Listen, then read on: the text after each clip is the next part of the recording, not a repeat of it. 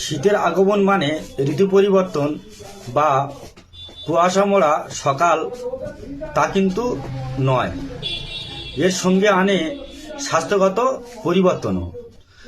তো শীতের আবহাওয়া মানে শুষ্ক ধুলাবালির মাত্রাটাও কিছুটা বাড়ে বা বেড়ে যায়। এই কারণে স্বাস্থ্য সমস্যাও দেখা দেয়। দেখবেন শীতের শুরুতে জ্বর, সর্দি, কাশি যেন আঁকড়ে ধরে, তবে বেশি বাড়ে শ্বাসকষ্টের মতো রোগ। এসব রোগের প্রধান কারণ হচ্ছে কি ভাইরাস।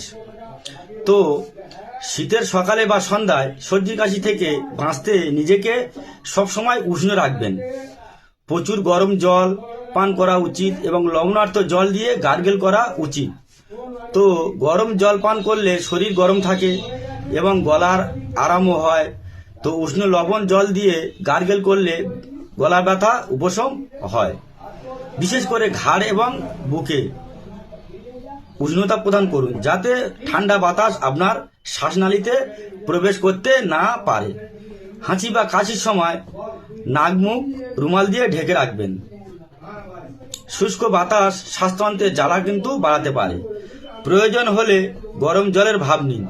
তো এই নিয়মগুলো মানার পরেও যদি আপনার খুব বেশি সর্দি, জ্বর, কাশি, গলায় ব্যথা থাকে, তখন আপনি পেশাদার চিকিৎসকের সঙ্গে পরামর্শ করুন এবং ওনার পরামর্শ মতন